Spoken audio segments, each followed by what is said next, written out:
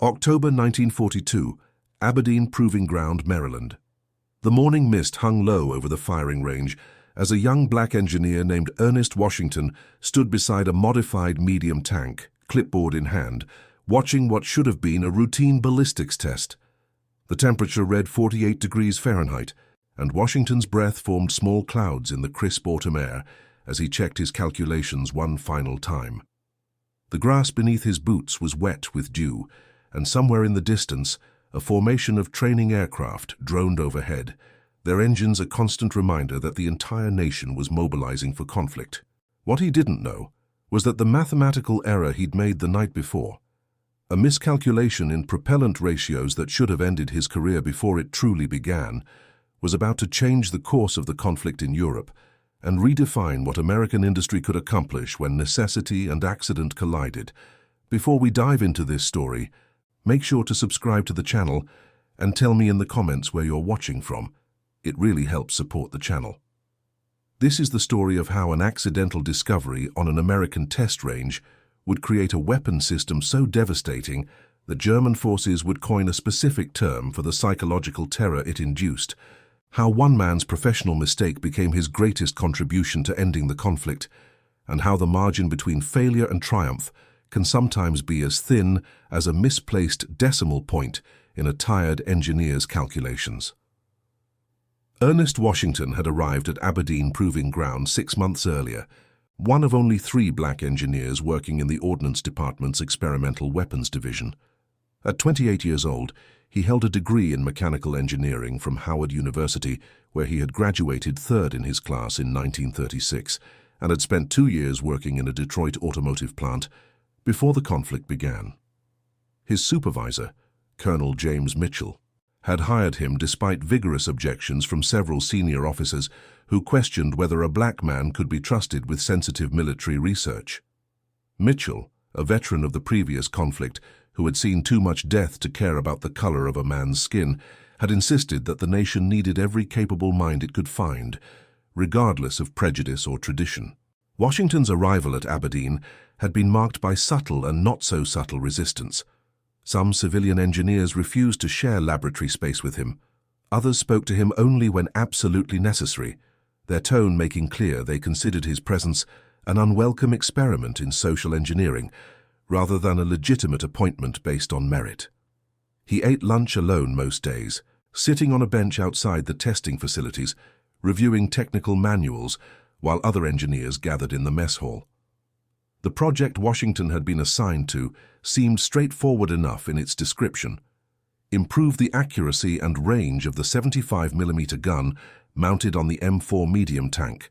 American tank crews in North Africa were reporting difficulties engaging German armor at distance, and the Ordnance Department wanted solutions immediately. The problem was well defined. German tanks, particularly the newer models arriving in theater, had superior guns and armor compared to American medium tanks. American crews were forced to close to dangerous ranges to achieve effective hits, exposing themselves to German fire, while their own rounds often bounced harmlessly off sloped armor plates. Washington had been tasked with testing various propellant mixtures to increase muzzle velocity without compromising barrel life or crew safety. It was delicate work, requiring precise calculations and careful experimentation. Too much propellant pressure could burst a barrel, sending shrapnel through the confined space of a tank turret and killing the crew. Too little, and the improved performance would be negligible. The tolerances were narrow, and the consequences of error were measured in lives. He had thrown himself into the work with the intensity of a man who understood he was being judged by different standards than his white colleagues. A white engineer could make mistakes and be given second chances. Washington knew he would likely get only one opportunity to prove his worth. His calculations had to be perfect. His experimental protocols had to be flawless. His results had to speak so loudly that they drowned out the whispers about whether he truly belonged at Aberdeen Proving Ground. On the evening of October 18th, Washington had stayed late in the laboratory, running calculations for the next day's test firing. He was exhausted. He'd been working 14-hour days for 3 weeks straight, coming in before dawn and leaving long after sunset, trying to compress months of research into weeks. The laboratory was cold and poorly lit. His desk lamp created a small circle of yellow light in which he worked, surrounded by reference books, slide rules, and pages of calculations covered in his precise handwriting. At 11:30 that night, transcribing numbers from his slide rule to the test protocol sheet, his vision blurring slightly from fatigue, he made an error. Where he should have written 0.42 grams of stabilizing compound per kilogram of propellant base, he wrote 4.2 grams, exactly 10 times the correct amount. It was the kind of mistake that happens when the human mind has been pushed past its optimal functioning point, when concentration wavers for just a fraction of a second, when a decimal point shifts one place to the right because fingers and eyes are no longer perfectly coordinated. He didn't notice the mistake. He sealed the protocol sheet in the test folder according to standard procedure, locked the laboratory door, and drove his aging Ford coupe to the small boarding house where he rented a room in the colored section of Havre de Grace, 6 miles from the base. The boarding house was run by Mrs. Sarah Johnson, a widow whose husband had worked at the shipyard before a crane accident took his life in 1938. She rented rooms to black workers who supported the proving ground but weren't welcome in most of the town's establishments. Washington slept poorly that night, as he often did. His mind ran through equations and specifications even in dreams. He saw barrel pressures and propellant burn rates, visualized shock waves traveling through steel, imagined the complex chemistry of explosive compounds. When he woke at 5:30 the next morning, he felt as tired as when he'd gone to bed. Mrs. Johnson had breakfast ready, eggs, toast and coffee, and Washington ate mechanically, reviewing his notes for the day's tests. He thanked her, paid his weekly rent of $3.50, and drove back to Aberdeen in the pre-dawn darkness, arriving at the main gate at 6:45. The next morning, Sergeant Donald Price, a veteran ordnance technician with 22 years in the Army, arrived at the ammunition preparation facility at 6 o'clock to begin preparing the propellant charges, according to Washington's specifications. Price was a compact man with graying hair and hands, scarred from 2 decades of working with explosives, guns, and machinery. He had served in France during the previous conflict, had seen poison clouds roll across battlefields, and watched men die in ways that still haunted his sleep. He had no patience for prejudice and evaluated men solely on their competence. Price noticed the unusual ratio immediately when he reviewed Washington's protocol sheet. 4.2 grams per kilogram was 10 times higher than the standard stabilizing compound concentration. He paused, rechecked the numbers, and considered walking over to the laboratory to confirm the specification. But he had worked with enough experimental programs to know that sometimes unconventional approaches yielded breakthroughs. Washington had been careful and methodical in all his previous work. Price assumed the young engineer knew what he was doing and had some theoretical basis for the unusual mixture. Price mixed the charges precisely as specified, measuring each component on calibrated scales, combining them in the approved mixing facility under controlled conditions.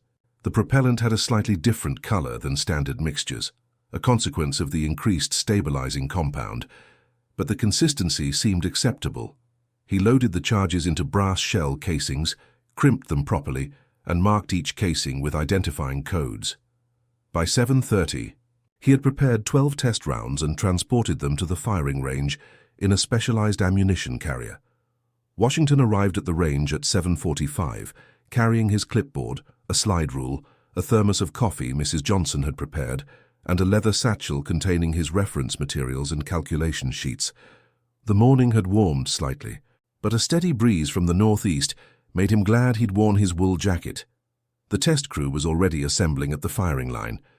The crew consisted of Price, 2 ammunition handlers named Corporal James Little and Private Robert Chen, and a data recording team led by Lieutenant Frederick Holmes, a recent graduate of the military academy, who treated Washington with polite professionalism that seemed genuine rather than forced.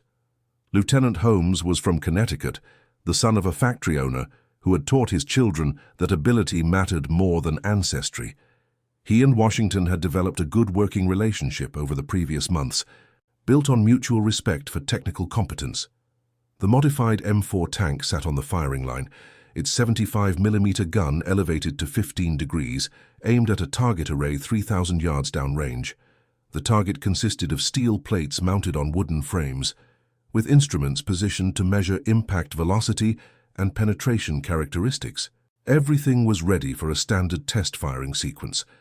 Colonel Mitchell arrived at 8 o'clock sharp, accompanied by 2 officers from the War Department who were visiting Aberdeen to assess various weapons programs. Washington felt his stomach tighten when he saw them. He hadn't known there would be observers from the nation's capital. The pressure to perform flawlessly had just increased exponentially. One of the visiting officers, a major named William Cross, had a reputation as a sharp evaluator who didn't suffer fools or waste.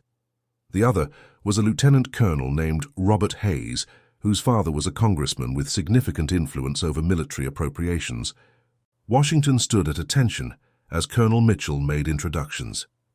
"Gentlemen," Mitchell said, "this is Lieutenant Washington, one of our ordnance engineers. He's been working on improved propellant mixtures for our 75mm tank guns. Today's test will evaluate his latest formulation." Washington had been a civilian employee until 3 weeks earlier, when Mitchell had pushed through his commission as a second lieutenant, making him one of the first black officers in the Ordnance Corps. The bars on his collar still felt strange, a weight that was partly pride and partly the burden of representing everyone who looked like him. He knew that his performance would be seen not just as individual success or failure, but as evidence for or against the capabilities of all black officers. Major Cross nodded curtly.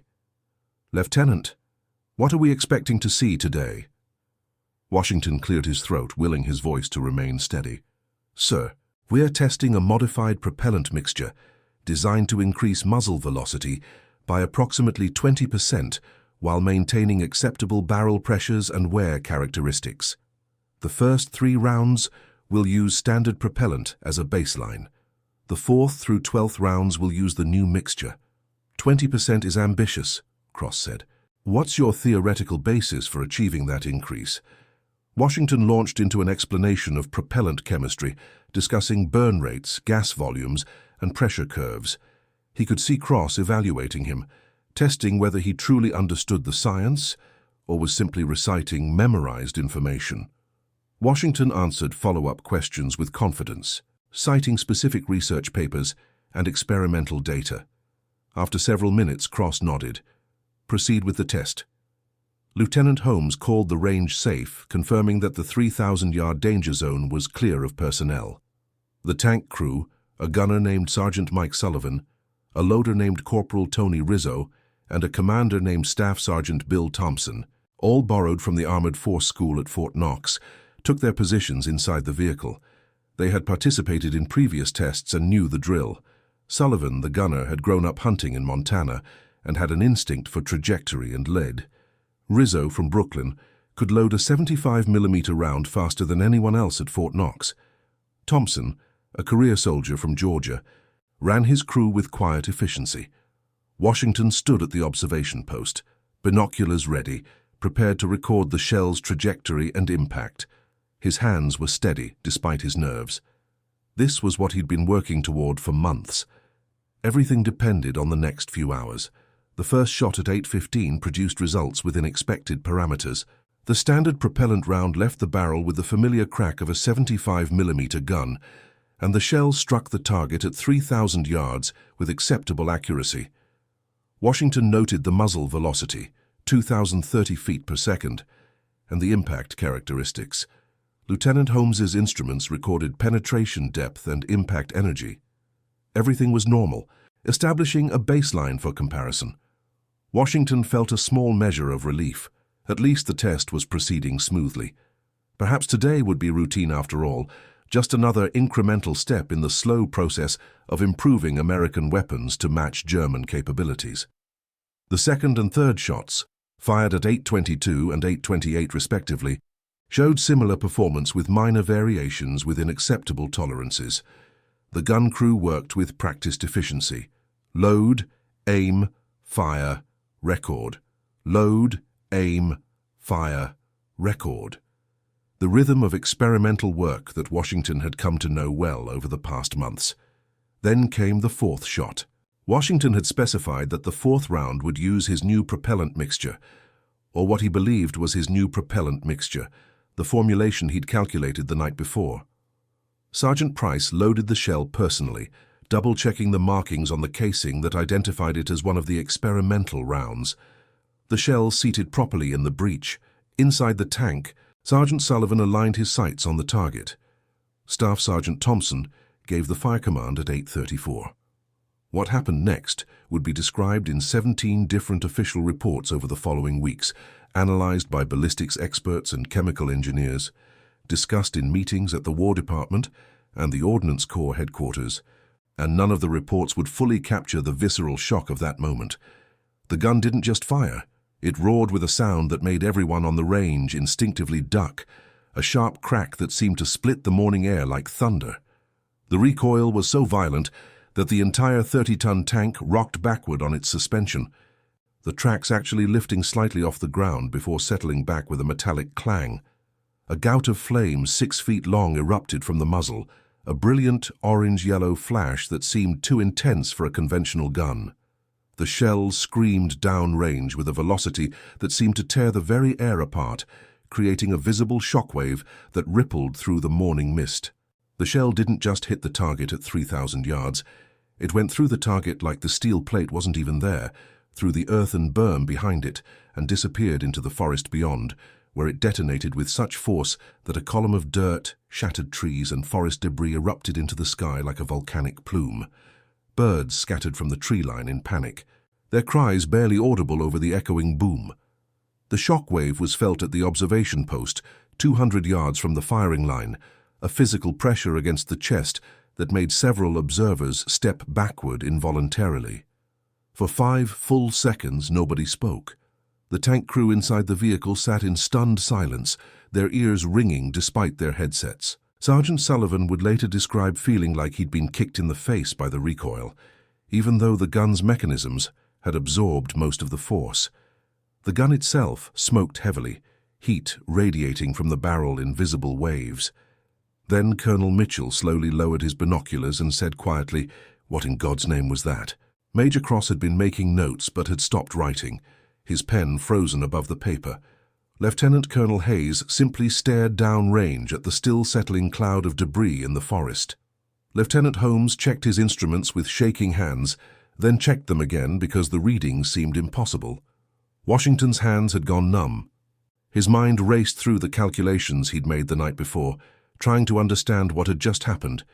The performance was far beyond what he'd predicted, far beyond what should have been possible with a 20% velocity increase. Something was wrong. Or something was very, very right in a way he didn't understand. Then, with a sinking feeling that started in his chest and spread through his entire body like cold water, he remembered. The transcription, last night, the laboratory, his tired eyes and cramping fingers, the decimal point. Oh God, he thought, the decimal point. "Sir," he said, his voice barely steady, forcing himself to speak clearly despite the dread flooding through him, "I believe there may have been an error in the propellant specification." He expected to be dismissed immediately, relieved of duty, court-martialed perhaps, for endangering personnel with faulty calculations.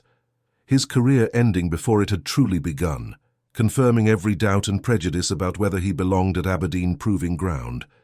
Instead, Colonel Mitchell turned to him with an expression Washington couldn't quite read. The colonel's face showed surprise, certainly, but also something that might have been excitement. "An error," Mitchell said slowly, his eyes moving from Washington to the devastated target downrange and back again. "Son, if that's what you call an error, I want to see what you do when you get it right." "Lieutenant Holmes, range status?"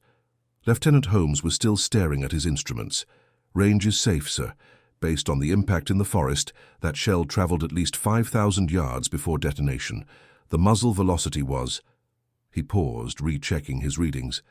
"Approximately 2,950 feet per second. That's 45% higher than standard rounds. Sir, I've never seen anything like this. Nothing even close."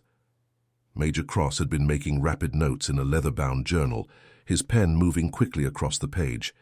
He looked up at Washington with sharp intelligence in his eyes. "Lieutenant, explain exactly what error you made." Washington swallowed hard. Sir, last night I was transcribing calculations for the stabilizing compound ratio. The correct specification was 0.42 grams per kilogram of propellant base. I wrote 4.2 grams, 10 times the correct concentration.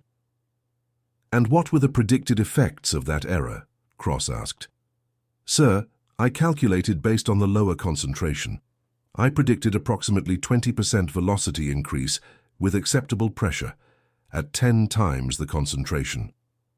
Washington's mind was racing through the chemistry now, calculating in real time. The burn rate would be significantly faster, producing much higher peak pressures and gas volumes. The increased pressure would translate directly into higher projectile velocity, but at the cost of potentially dangerous barrel stress. Cross nodded slowly. Sergeant Price, did you notice the unusual specification? Price stepped forward. Yes, sir, it was 10 times higher than standard, but I assumed Lieutenant Washington had a theoretical reason for the formulation. His previous work has been solid, sir. Colonel Mitchell, Cross said, turning to the ranking officer, I think we need to understand exactly what just happened here. If that performance can be replicated safely, if the barrel can handle the stress, we may have stumbled onto something very significant. Lieutenant Colonel Hayes spoke for the first time. Significant is an understatement, Major. Did you see what that round did to the target? It went through hardened steel like paper. If we can put that kind of performance in the hands of our tank crews. He trailed off, the implications clear. Colonel Mitchell made a decision. We'll continue the test. Fire the remaining experimental rounds. Lieutenant Holmes, I want detailed instrumentation on every shot. Lieutenant Washington, observe the barrel condition after each round. Sergeant Price, ammunition status. We have 8 more experimental rounds ready, sir. Very well. Let's see what we have here. Over the next 4 hours, they fired 8 more rounds with Washington's error propellant mixture. Each shot demonstrated the same devastating performance. The muzzle velocity remained consistently around 2,950 feet per second, more than 40% faster than standard rounds. The effective range had been extended from 3,000 yards to well over 6,000. The kinetic energy at impact was sufficient to penetrate armor that would have stopped conventional shells completely. But there was a problem that became increasingly apparent as the test continued. After the 12th and final shot, Lieutenant Holmes supervised a detailed inspection of the gun barrel. What they found was concerning. The extreme pressures and temperatures were degrading the rifling at an accelerated rate. The chrome lining showed significant wear. Heat stress patterns were visible in the steel. At this rate of wear, a gun barrel would be destroyed after perhaps 50 shots instead of the usual 500 or more. Washington stood with Colonel Mitchell and Major Cross, examining the barrel wear patterns, and felt his brief hope deflating. Yes, the performance was extraordinary, but a gun that destroyed itself after 50 shots wasn't practical for combat use. Barrels were expensive to manufacture and difficult to replace in field conditions.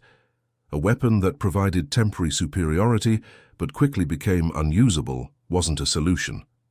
This is the challenge, Washington said quietly, pointing to the wear patterns. The performance is there, but the barrel can't sustain it. We'd need to completely redesign the barrel metallurgy and probably the shell casing materials as well. Major Cross was making notes again. How long would that redesign take? Washington considered carefully. Sir, I'd need to run extensive calculations, test various alloy compositions, modify the heat treatment processes. Months probably, maybe longer. You don't have months, Cross said bluntly. Our boys in North Africa are dying because German tanks can kill them from ranges where they can't effectively shoot back. If there's any possibility of solving this barrel wear problem quickly, you need to find it. Colonel Mitchell, can you give Lieutenant Washington whatever resources he needs? Mitchell nodded. He'll have full laboratory access, priority on test firing schedules, and any materials or personnel he requires. Washington spent that night and the next 3 days in an intense blur of calculations, experiments, and tests. He barely slept, taking brief naps on a cot that Sergeant Price set up in the laboratory. He ate meals brought by Lieutenant Holmes, barely tasting the food. His mind was completely consumed by the problem: how to preserve the enhanced performance while reducing barrel wear to acceptable levels. The solution, when it came, arrived at 3 in the morning on the fourth day. Washington was reviewing metallurgical data on barrel steel compositions, cross-referencing with thermal stress calculations, when he saw the pattern. The problem wasn't just the propellant mixture, it was the interaction between the propellant gases, the shell casing material, and the barrel's chromium plating. The increased pressures were creating a specific type of erosion at the interface between the shell casing and the barrel rifling. If they modified the shell casing to use a softer copper alloy that would deform more readily under pressure, it would create a better seal and reduce gas cutting of the rifling. If they simultaneously improved the barrel's chromium plating thickness and modified the heat treatment process to create a harder, more wear-resistant surface, the barrel could handle the increased stress. Washington worked through the calculations frantically, checking and rechecking his math. By dawn, he was confident.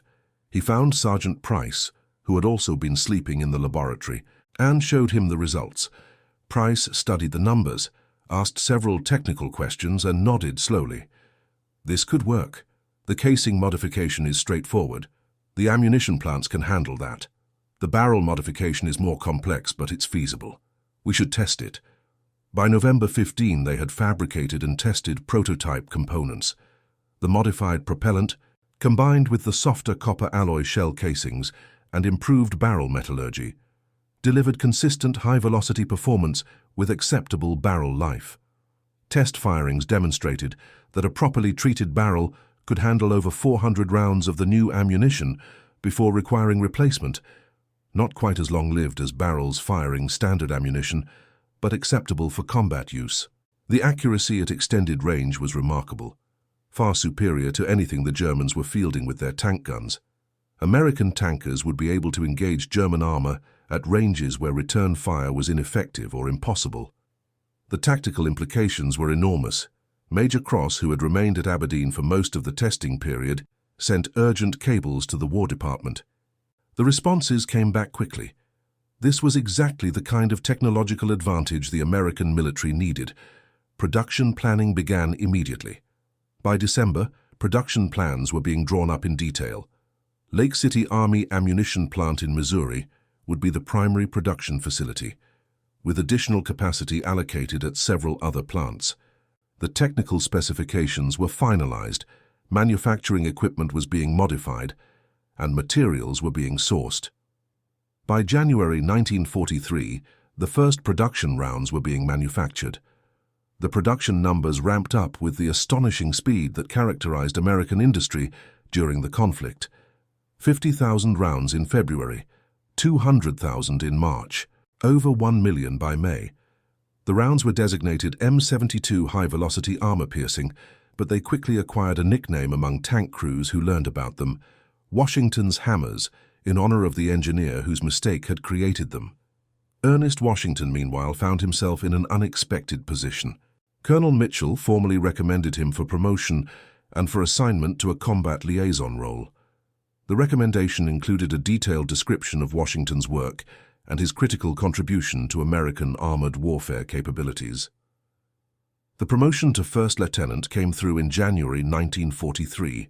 More significantly, Washington was assigned to work directly with combat units in North Africa to oversee the battlefield introduction of his ammunition. He would be going to war, not as a front-line soldier, but as a technical specialist whose expertise could make the difference between success and failure in tank combat. He left for North Africa in late February after a week of preparation and briefings. His mother, living in Washington, D.C., was terrified when he told her he was deploying to a combat zone. His father, a veteran of the previous conflict who still walked with a limp from a leg wound received in France, understood the necessity. "You go do your job," his father told him. "Make sure our boys have the best weapons we can give them. That's how you honor the uniform." Washington arrived in Tunisia in early March 1943, attached to the 1st Armored Division. The reception from combat troops was decidedly mixed. Some tank commanders were skeptical of advice from what they saw as a rear echelon engineer who'd never been under fire. Others were openly hostile to the idea of taking technical guidance from a black officer. The American military in 1943 was still segregated, and the presence of a black officer in a white combat unit was unusual enough to generate resistance. But Washington had something that overrode prejudice. He had created ammunition that could keep tankers alive. Once crews actually used the M72 rounds in combat and experienced their performance, skepticism turned to enthusiasm, and hostility transformed into respect. Captain Michael Donnelly, commanding a company of M4 tanks in the 2nd Armored Regiment, recorded in his diary on March 28, 1943, "We engaged a group of German tanks today at a range I would have considered completely hopeless just a month ago. The new ammunition is like having an entirely different gun. We knocked out 3 Panzers before they could even determine where we were firing from, before they could close to a range where their superior armor and guns would give them the advantage. The German crews who survived and were captured seemed genuinely shocked. One prisoner, a sergeant who spoke some English, kept asking what kind of gun we had, absolutely refusing to believe it was just a standard 75mm. He insisted we must be using a new heavy tank gun he hadn't been briefed about. When we showed him our Shermans, you could see the disbelief and fear in his eyes. If the Americans can do this with a medium tank, he must have been thinking, what else can they do?" The German response to Washington's ammunition was documented extensively in captured intelligence reports, interrogation transcripts, and intercepted communications. By May 1943, German tank crews had begun using a specific term for encounters with American tanks firing the high-velocity ammunition, Hammerschlag, or hammer strike, referring to the distinctive sound and impact characteristics of the rounds. The sound was different from standard American tank rounds, sharper, more violent, with a particular crack that German crews learned to recognize and fear. German tactical doctrine began to change in response. Tanks that had previously engaged American armor aggressively at medium ranges now maintained greater distances or sought cover before engaging. The psychological advantage of superior range and penetration had shifted, and German crews knew it. Oberleutnant Hans Müller, a German tank commander captured in Sicily in July 1943, provided a particularly detailed account during interrogation. Müller was 26 years old, a veteran of campaigns in France and the Soviet Union, and had commanded a Panzer Mark IV tank for 18 months. He was intelligent, observant, and willing to discuss tactical matters with his interrogators. "We first encountered the new American ammunition near Kasserine in late April," Müller said, speaking through an interpreter. "The sound was immediately different from what we'd experienced before, sharper, more violent, almost like an anti-tank gun rather than a tank cannon. Our Panzer was hit from a distance we had always considered safe, a range where American shells had previously bounced off our armor or caused only minor damage. This round penetrated our frontal armor completely and destroyed our transmission. The tank was immobilized and we had to abandon it." The interrogator asked what Müller thought had hit them.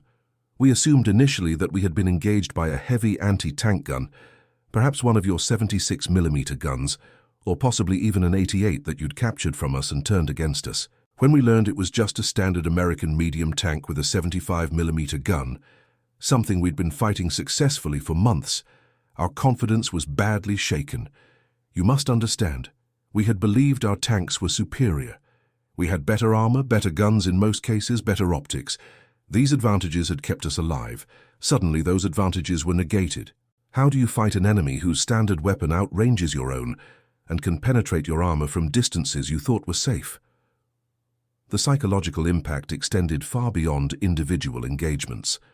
German intelligence assessments, recovered after the conflict ended, showed growing concern about American industrial and technological capabilities throughout 1943 and 44.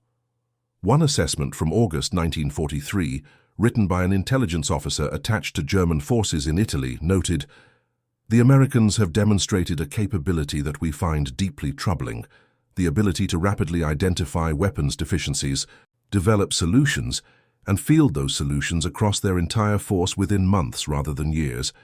Their production capacity allows them to distribute these improvements at a scale we cannot match. This combination of innovation speed and industrial scale represents a significant strategic challenge. We improve our tanks and our enemies must adapt. The Americans improve their ammunition, and every single tank they field becomes more dangerous overnight. We cannot compete with this approach. Washington spent 9 months attached to various combat units in North Africa, Sicily, and eventually Italy, documenting performance data, and working with crews to optimize employment of the high-velocity ammunition. He kept detailed notes on every engagement he could observe or interview crews about, recording ranges, hit probabilities, penetration performance, barrel life in combat conditions, and crew observations about effectiveness and reliability. This data was compiled into regular reports sent back to Aberdeen Proving Ground and the Ordnance Department, where it influenced subsequent improvements and modifications. Washington's field reports were widely circulated and highly valued because they came from someone who understood both the technical aspects of the ammunition and the practical realities of combat employment. In one incident that Washington never officially reported, but later recounted to close friends decades afterward, he found himself temporarily assigned to a tank crew when their regular loader was seriously wounded during an engagement near Palermo in July 1943. The crew's tank had taken a hit that damaged their radio and wounded the loader, leaving them partially combat ineffective during an ongoing battle. Washington, who happened to be observing that particular unit when the engagement began, made a split-second decision. He climbed into the tank and took the loader's position. For the next 40 minutes, while German shells impacted around them and small arms fire rattled against the hull, Washington loaded the 75mm gun, the very ammunition he had accidentally created, while the crew maneuvered and fought. He loaded shells faster than the wounded man he'd replaced, his engineer's understanding of the gun's mechanisms translating into efficient motion. He stayed calm throughout the engagement, his scientific mindset somehow helping him maintain emotional control, even as the tank rocked from near misses and the confined space filled with the acrid smell of propellant smoke and the deafening noise of the main gun firing. The tank commander, a sergeant from Texas named William Hayes, who had initially objected strongly to having a black officer attached to his unit, later wrote in a letter to his wife, "The colored lieutenant I told you about, the one I didn't want here, he saved us today. Our loader got hit and the lieutenant just climbed in and did the job without being asked. He loaded shells faster than anyone I've seen, and he stayed completely calm the whole time. Kept talking about how his calculations predicted the rounds would perform exactly as they were performing, like he was running a test back at the proving ground instead of fighting for his life in a steel box while the Germans tried to kill us. I was wrong about him, completely wrong, and I'll never make that kind of judgment about a man's abilities based on his race again. He's earned my respect and my gratitude. By October 1943, over 15 million M72 rounds had been produced. The ammunition was standard issue for all American medium tanks in the European theater. Production continued to accelerate. 30 million rounds by January 1944, 60 million by the time of the Normandy invasion in June, over 100 million by the time the conflict ended. Lieutenant Washington returned to the United States in December 1943, promoted to captain and assigned to the Ordnance Department's Development Liaison Office in Washington, D.C. His role was to work on integrating combat feedback into ongoing weapons improvement programs, serving as a bridge between field requirements and laboratory development. He also began quietly mentoring young black engineers entering the defense industry, understanding that his visibility and success mattered beyond his technical contributions. He knew that every black engineer who succeeded made it slightly easier for the next one, slowly eroding the barriers of prejudice through demonstrated competence. The impact of Washington's ammunition on actual combat operations was documented in thousands of after-action reports filed by American units throughout the European campaign. During the Normandy invasion and the subsequent campaign across France, American tank units achieved consistently favorable outcomes against German armor, despite the Germans' theoretical superiority in tank design. The ability to engage effectively at extended range allowed American commanders to leverage their advantages in numbers, coordination, and air support, while minimizing exposure to German guns. A German tank that could be engaged and potentially destroyed from 6,000 yards never had the opportunity to close to the 3,000-yard range where its superior armor and firepower became decisive. A comprehensive statistical analysis conducted by the Army Ground Forces in late 1944 examined thousands of tank engagements and found that American tanks equipped with M72 ammunition achieved confirmed penetrating hits at an average range 43% greater than those using standard ammunition. The study found that this range advantage translated directly into improved survival rates for American crews and better overall combat outcomes. First Lieutenant David Chen, a Chinese-American tank platoon leader with the 4th Armored Division, wrote in his personal combat diary on September 12, 1944, "We engaged a platoon of Panthers today in the Lorraine region during our advance toward the German border. 2 years ago, a Panther would have been nearly invincible against our Shermans. The Panther has better armor, a better gun, better optics in many cases. On paper, we shouldn't be able to win these fights, but today we destroyed 3 Panthers without taking a single loss. The high-velocity ammunition gives us a fighting chance. It doesn't make our tanks invincible or superior, but it makes the fight even or sometimes better than even. Combined with our superior numbers, better coordination, and our ability to call in air support, even becomes victory. That's what Lieutenant Washington gave us, not invincibility but a fair fight. And in a fair fight, we win because there are more of us, and we work together better." The German perspective on the American ammunition continued to evolve throughout the conflict as the cumulative impact of America's industrial and technological advantages became increasingly apparent. Oberst Friedrich Hoffmann, a German armor commander who served on both the Eastern Front against Soviet forces and the Western Front against American and British forces, was captured in March 1945 near the Rhine River. During extensive interrogation, he provided sophisticated analysis of the different challenges posed by various opponents. "On the Eastern Front," Hoffmann explained, "we faced Soviet tanks in truly enormous numbers. Sometimes we were outnumbered 10 to 1 or even worse, but we generally had superior optics, better training, and more refined tactics. We could often choose the range and conditions of engagement to our advantage. Our qualitative superiority often compensated for their quantitative superiority, at least in individual battles." He paused, choosing his words carefully. Against the Americans and British on the Western Front, this dynamic was completely different. They also had numerical superiority, but unlike the Soviets, they had technological parity or even superiority in many areas. Their improved ammunition meant they could hurt our tanks at ranges where we had previously expected to be dominant. Combined with their excellent radio coordination, their overwhelming air superiority, and their ability to call in artillery and air support with remarkable speed, this created a very different battlefield dynamic. We could not rely on technical advantages to compensate for their numbers. We had only tactical skill, and even exceptional tactics were often insufficient against their material abundance and coordinated application of combined arms. The material abundance Hoffmann referenced was staggering even by the standards of American industrial production during the conflict. By the time the conflict ended in May 1945, American industry had produced over 130 million M72 high-velocity rounds. This represented approximately 65,000 tons of specialized ammunition, requiring truly massive inputs of brass, steel, copper, and specialized propellant compounds. The production effort had involved 23 separate manufacturing facilities across the country, employed over 40,000 workers in direct production roles and many more in supporting industries, and consumed substantial portions of America's copper and brass production capacity. Lake City Army Ammunition Plant alone produced over 60 million rounds, operating 3 shifts per day, 7 days per week for over 2 years. The shells required specialized quality control because the higher pressures meant that defects which would be acceptable in standard ammunition could cause catastrophic failures in high-velocity rounds. Every shell casing was inspected, every propellant charge was weighed and verified, and random samples were test-fired to ensure consistency.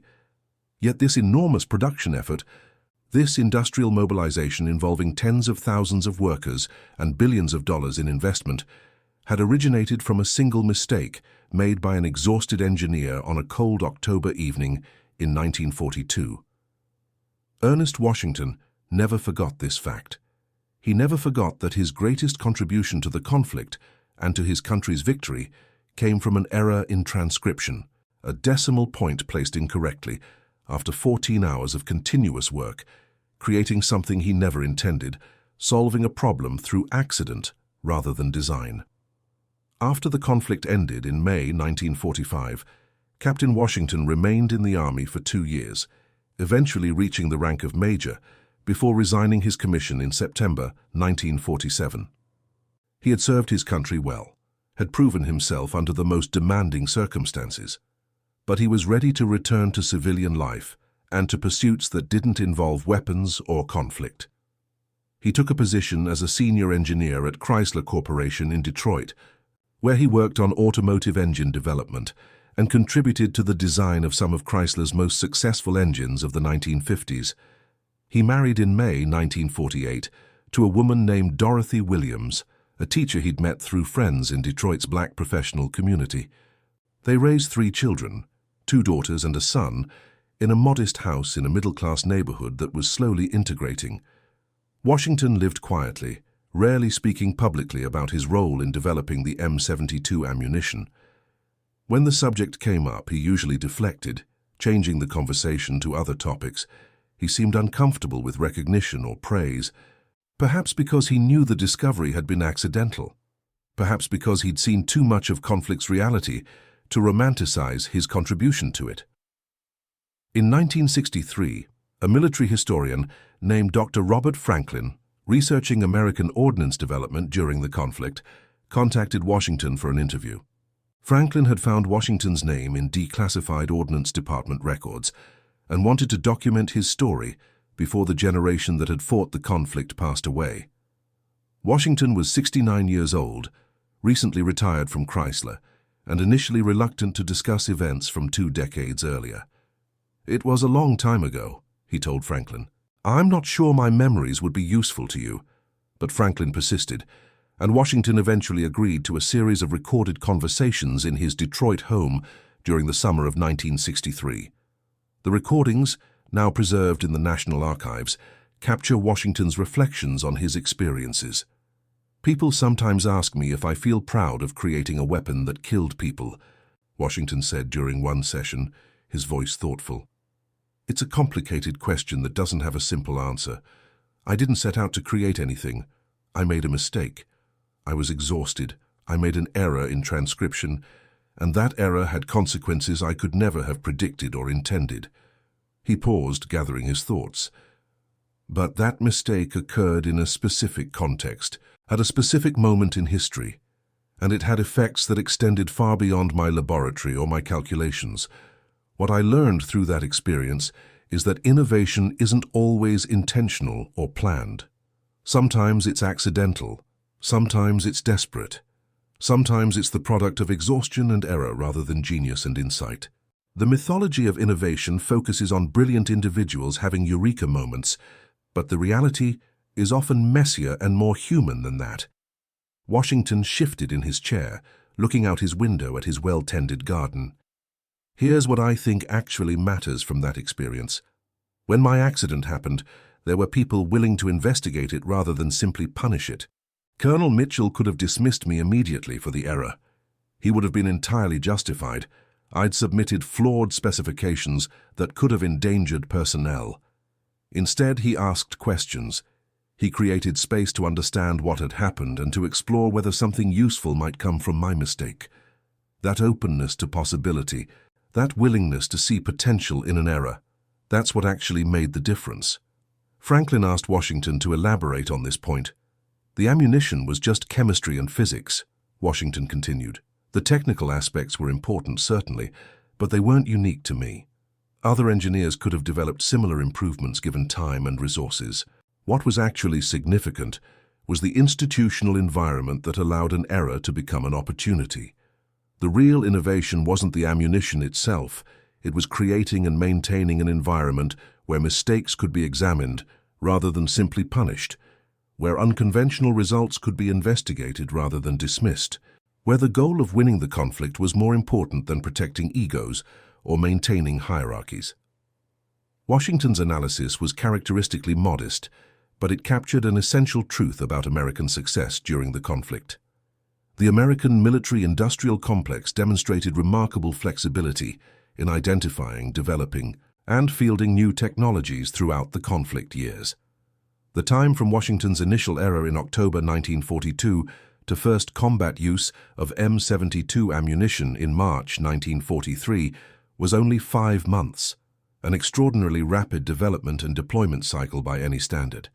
This speed was replicated across numerous weapon systems and technologies. American forces identified deficiencies, developed solutions, and implemented those solutions faster than their opponents could respond. This advantage in innovation speed, combined with overwhelming production capacity, created a dynamic where American capabilities improved continuously, while enemy forces struggled to adapt. The statistical evidence of this dynamic is clear in records of tank combat throughout the European campaign. American tank units achieved approximately 1.3 German tanks destroyed for every American tank lost during the period from June 1944 through May 1945. This exchange ratio, while not overwhelmingly favorable, represented a significant improvement over earlier periods and was achieved despite German advantages in individual tank quality and crew experience.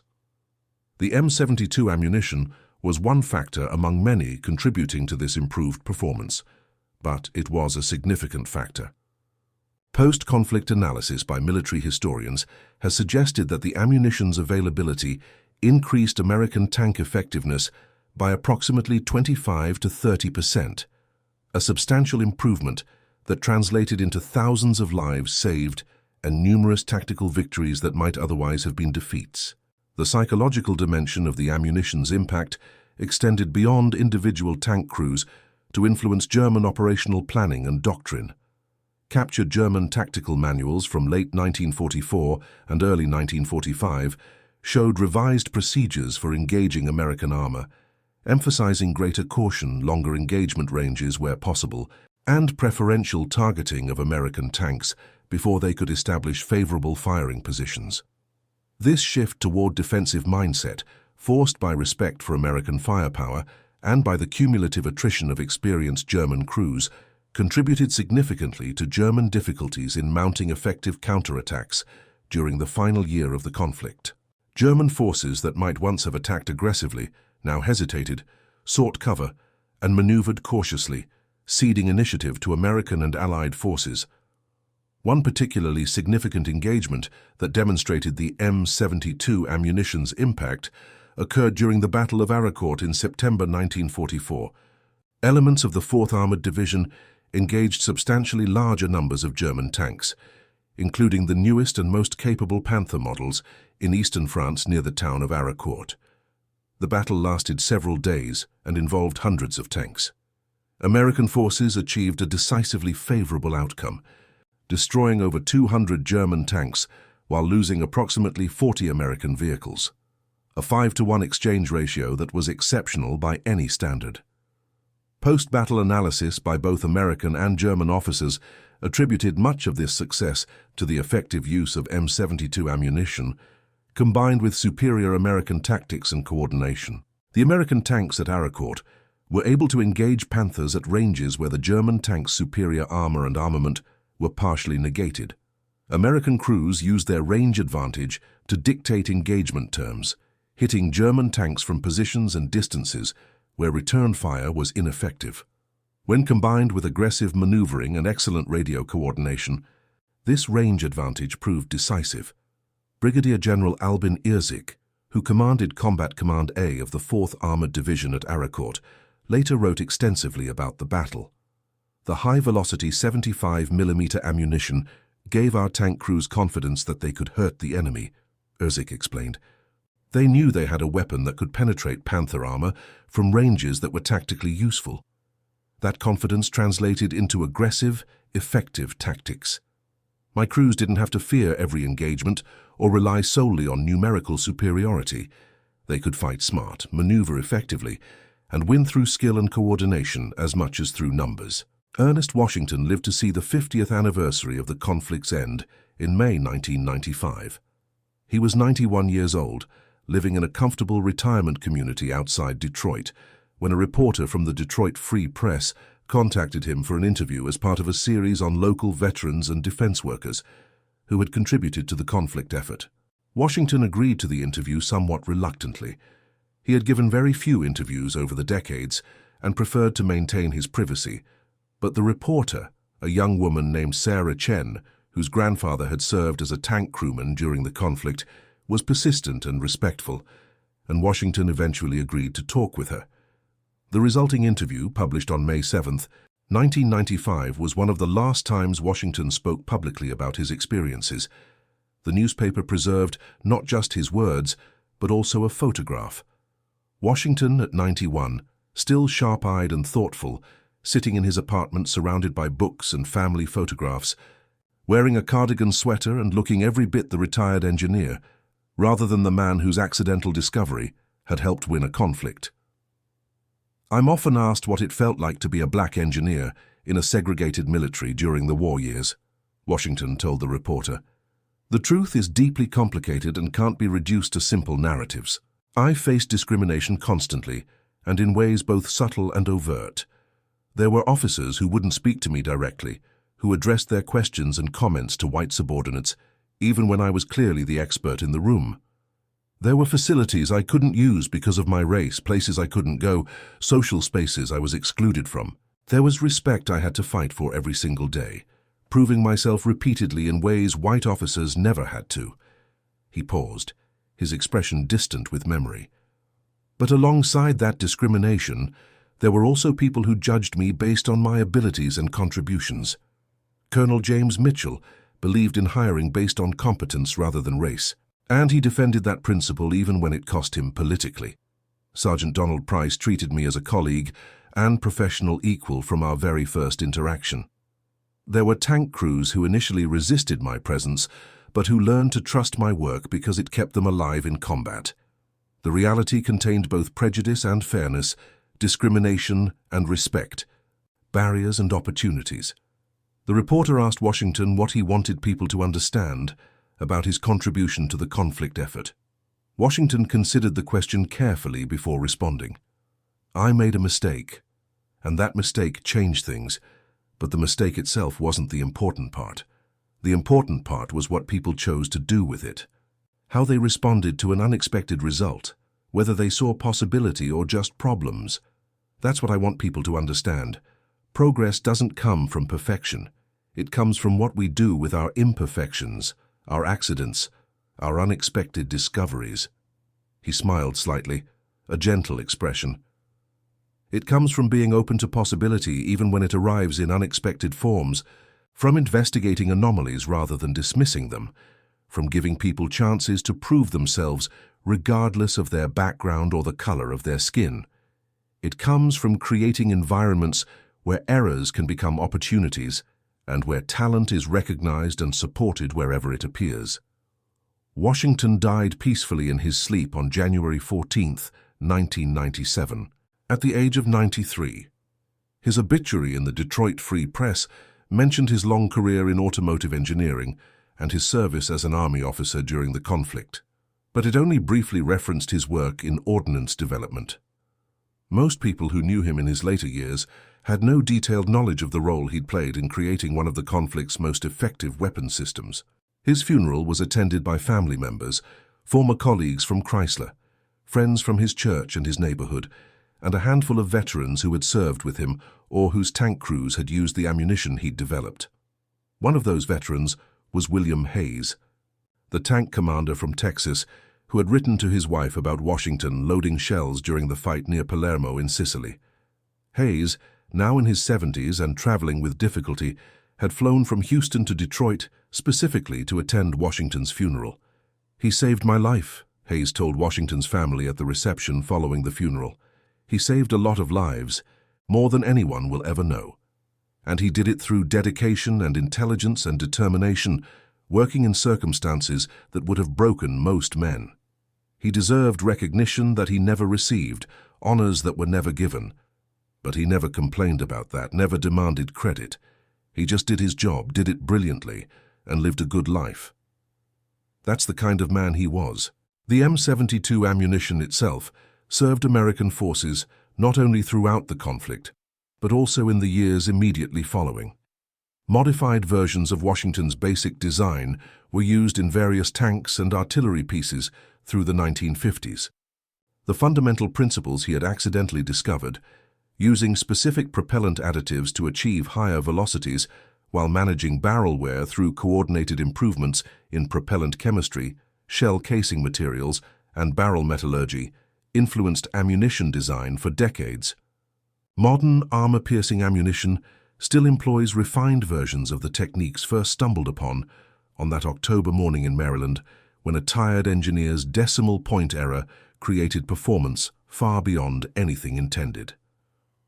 The legacy of Washington's accident extends through generations of weapons development, a continuous thread of improvement and refinement that traces back to a single mistake made under fluorescent laboratory lights. In 2003, a military museum at Aberdeen Proving Ground, built on the very grounds where Washington had conducted his tests 60 years earlier, established a permanent exhibit on the development of American tank ammunition during the conflict. The exhibit included photographs, technical documents, shell casings, and detailed explanations of how American ordnance engineers had responded to battlefield requirements. One section of the exhibit focused specifically on the M72 ammunition. It included a photograph of Ernest Washington standing beside an M4 tank in early 1943, his captain's bars visible on his collar, clipboard in hand, looking directly at the camera with an expression of quiet competence and determination. Below the photograph, the exhibit text read, "Captain Ernest Washington, whose innovative propellant research significantly improved American tank ammunition performance and contributed to Allied success in armored warfare." The text was accurate as far as it went, but it didn't mention that the innovation began with a mistake, that the research started with an error, that the contribution came from accident rather than design. Perhaps that omission was fitting in its own way. In the final accounting, what mattered wasn't how the discovery occurred, but what it accomplished and what it represented about American capabilities during the conflict. Over 130 million rounds produced across 23 manufacturing facilities. Thousands of tank engagements influenced across 3 continents. Countless lives saved or lost, depending on which side of the gun barrel you occupied. A measurable psychological impact that forced an entire military establishment to revise its tactics, its doctrine, and its expectations. An exchange ratio that improved from unfavorable to favorable, contributing to ultimate victory in a conflict that determined the shape of the modern world. All because an exhausted engineer placed a decimal point in the wrong position on a cold October evening, transcribing numbers when his mind and body were both pushed past their limits, creating something he never intended, solving a problem he didn't know existed, and changing the course of history through an accident of arithmetic and chemistry that intersected with institutional flexibility and industrial might. The German soldiers who faced Washington's ammunition in combat had developed a saying that was documented in multiple prisoner interrogation reports and captured documents. "Beware the American 75, it has learned to bite with the strength of 88. They were wrong about what had actually happened, of course. The gun hadn't learned anything. The 75mm cannon was the same weapon it had always been, the same steel and mechanisms. But its ammunition had changed, transformed by one man's error into something far more lethal than intended, and that transformation had been recognized, developed, and deployed at industrial scale with a speed that caught the German military establishment entirely off guard. In the final analysis, Washington's accidental discovery represents a particular and important kind of innovation, the kind born not from deliberate genius or planned research, but from the intersection of mistake and opportunity, error and investigation, accident and application, exhaustion and flexibility. It stands as a powerful reminder that progress often arrives through unexpected pathways, that mistakes can sometimes be more valuable than successes if we're willing to examine them honestly and thoroughly, and that the margin between failure and breakthrough can be as thin as a misplaced decimal point in a tired engineer's late-night calculations. The weapon the Germans couldn't escape, The ammunition they learned to fear and respect and plan around wasn't really about chemistry or physics or metallurgy at its core. It was about a system flexible enough to recognize potential in an error rather than simply punishing mistakes, fast enough to develop that potential into reality before the opportunity disappeared, and powerful enough industrially to produce solutions at a scale that made individual brilliance almost irrelevant compared to collective capability.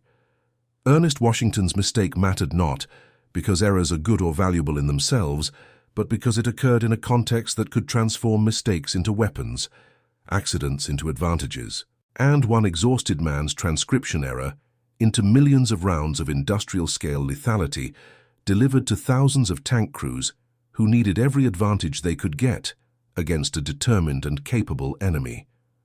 That institutional flexibility, that industrial capability, that willingness to investigate rather than dismiss, to develop rather than delay, to produce at scales that overwhelmed enemy countermeasures, those were the real weapons that the Germans couldn't escape. Washington's ammunition was merely one expression of those deeper American advantages, but it was a particularly clear and measurable expression, one that demonstrated in concrete terms how accident and institution could combine to create strategic effect. And perhaps that's the deepest lesson of the M72 ammunition story. Not that mistakes don't matter, they always matter. Not that accidents are as good as planning, they're not. But rather that what we do with mistakes matters more than the mistakes themselves, that our response to accidents determines their ultimate meaning, and that creating institutions and cultures capable of learning from errors represents a strategic advantage that's more valuable than any single weapon or technology. Ernest Washington made an error. The United States Army recognized that error as an opportunity. American industry transformed that opportunity into 130 million rounds of ammunition. American tank crews used that ammunition to fight more effectively and survive more often. And all of those pieces together, the mistake, the recognition, the development, the production, the employment, combined to create an advantage that influenced the outcome of a global conflict. That combination, that system of recognizing and exploiting opportunity wherever it appeared, was what the Germans truly couldn't escape. Washington's ammunition was just one manifestation of it, one example among many of how America's industrial democracy could outthink, outproduce, and ultimately overwhelm enemies who might have had better equipment or more experienced soldiers, but who lacked the institutional flexibility to turn errors into weapons and accidents into victories. And that concludes our story. If you made it this far, please share your thoughts in the comments. What part of this historical account surprised you most? Don't forget to subscribe for more untold stories from World War II and check out the video on screen for another incredible tale from history. Until next time.